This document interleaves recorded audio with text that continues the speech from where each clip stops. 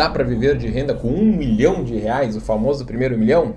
Vamos ver se dá para fazer, se dá para viver, fazendo alguns cálculos aqui rapidamente com vocês. Eu sou Jonathan Basso para mais um vídeo aqui do canal.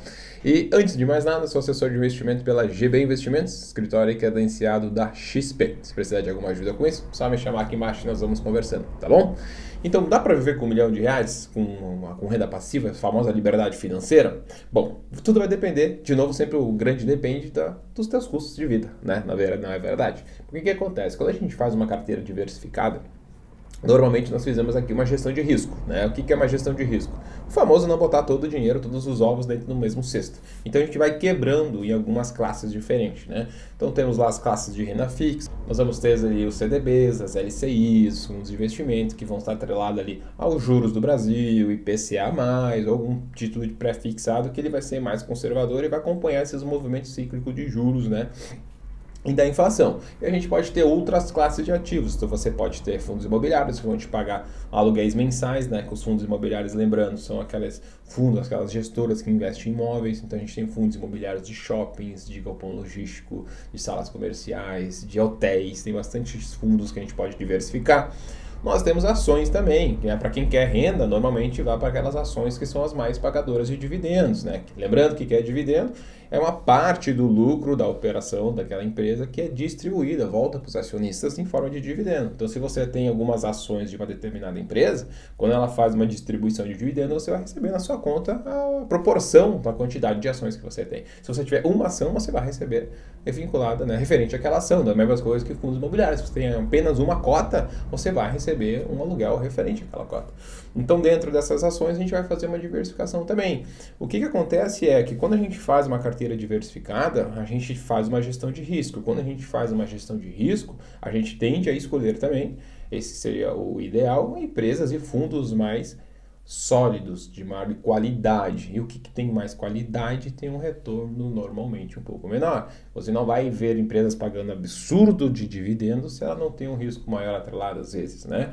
Então tem que analisar se esse dividendo que ela está sendo, olha que interessante, tem que analisar se esse dividendo que a empresa está pagando ele é sustentável, ele é saudável, porque tem empresas que fazem distribuições não saudáveis que pode comprometer a operação dessa empresa. A mesma coisa de fundos imobiliários, tem fundos que pagam um dividendo altíssimo e normalmente esse dividendo altíssimo está atrelado a um risco maior. Tá? Então eu, Jonathan, prefiro fazer uma carteira mais diversificada em fundos e ações de qualidade, sustentáveis, com pagamentos sustentáveis por longo prazo, mesmo que isso demande eu receber um pouco menos, entende? Então quanto mais risco a gente toma, mais tende a ser a nossa renda mensal, mas também pode dar pepino, como já acontece todo santo ano, algum pepino referente a isso. Então tu abriu mão de uma segurança por causa de um dividendo mais gordo e tu acaba perdendo muito dinheiro depois, como a empresa entra em recuperação judicial, algum fundo recebe algum tipo de calote, né, dos seus inquilinos, ou até quando é fundo de papel dos créditos ali, né, privados, dos CRIs, enfim, que eles estão atrelados e acaba que afunda todo o teu patrimônio, é corroído e nem os dividendos maiores que você recebeu superam essa queda que você teve no patrimônio. Então tudo depende muito disso, tá? Então hoje, vamos lá, estamos falando de uma carteira de R$ 1 milhão que está pagando um yield médio, ou seja, pegar todas essas classes de ativos, renda fixa, previdência, ações, fundos imobiliários, Estados Unidos, vamos supor que tem uma carteira bem diversificada em todas as classes, ela te paga na média 6% ao ano. Nós estamos falando aqui que uma carteira de R$ 1 milhão está te pagando 60 mil por ano, né? 60 mil por ano é o suficiente para você? Então, se 60 mil é o suficiente para você, a gente pode dizer que você está com a liberdade financeira aqui resolvida. Então, com o dinheiro que você recebe, você já consegue pagar todas as suas contas.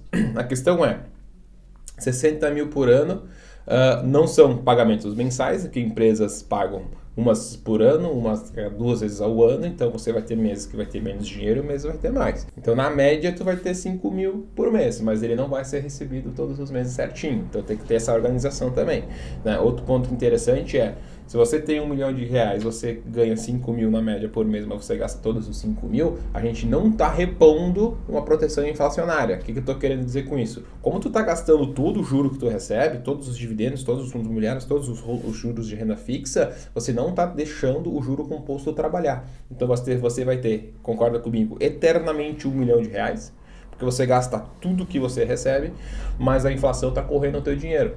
Então se o mercado está aumentando, o teu aluguel está aumentando, então os 5 mil reais que é mensal, que era o teu custo médio, agora passa a ser 6, e os 6 tu não consegue mais repor.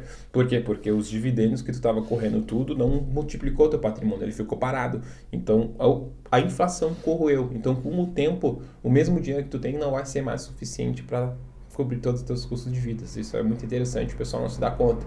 Então, quando a gente fala de liberdade financeira de fato, né, tem um influencer que fala que tem que ser no mínimo vezes 2. O que eu estou querendo dizer? Se o teu custo de vida é 5 mil reais por mês, tu deveria ganhar pelo menos 10 mil reais de dividendos e fundos imobiliários para ser considerado uma liberdade financeira. Porque tu vai usar os 5 e os outros 5 tu vai reinvestir.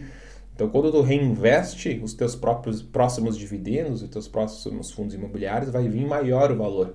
Então, quando a inflação vai correndo, o teu custo de vida vai aumentando, ao mesmo tempo os seus dividendos vão aumentando na mesma proporção. Então, tu consegue manter o teu poder de compra. Aí sim, tu tá em liberdade financeira. Óbvio que quanto mais renda passiva, melhor. Mesmo tu atingindo um aspecto desse, né, chegar nesse ponto de liberdade financeira, é muito difícil tu parar de trabalhar de fato, né? Então, teoricamente, tu ainda vai ter alguma outra renda ativa, né? A gente tem, além da renda passiva, a gente vai ter mais uma renda ativa que vai conseguir ficar repondo ou até mesmo acima disso, né? Continuar acumulando patrimônio e aumentando a renda passiva. Então, quanto que eu preciso, dá para viver com 1 milhão? Depende. Se tu tem um custo de vida de 5 mil, na minha opinião, ainda não, tá? Se tu viver de renda com 1 milhão de reais, com um dividend yield ali médio de 6%, né? Vai dar problema já no médio prazo. Agora, se você tem 1 milhão de reais, consegue ter um yield médio de 8%, então tu recebe lá 80 mil por ano, né? Tu vai gasta 3 mil por mês, talvez aí tu já tenha conseguido alcançar também. Então é tudo depende bem grande, né? Depende das oscilações, depende de tudo que pode acontecer. Então, o ideal é sim a gente manter os nossos custos fixos mais baixos, né? Nossos custos de vida mais baixos e ter no mínimo o dobro ali de renda passiva para se dizer que a gente está tranquilo e nunca pare de trabalhar. Porque trabalhar faz bem para a mente, faz bem para a alma, né? E se manter ocupado é muito importante, tá bom? Mas o ideal é lá na frente a gente fazer isso sem ter a necessidade de pagar as contas para virar um mês, né? Fazer por hobby de fato, porque gosta e ainda por cima recebe uma renda ativa, tá bom? Qualquer dúvida, se tiverem, por favor, só mandar que a gente vai conversando. Um abraço, sucesso para todo mundo.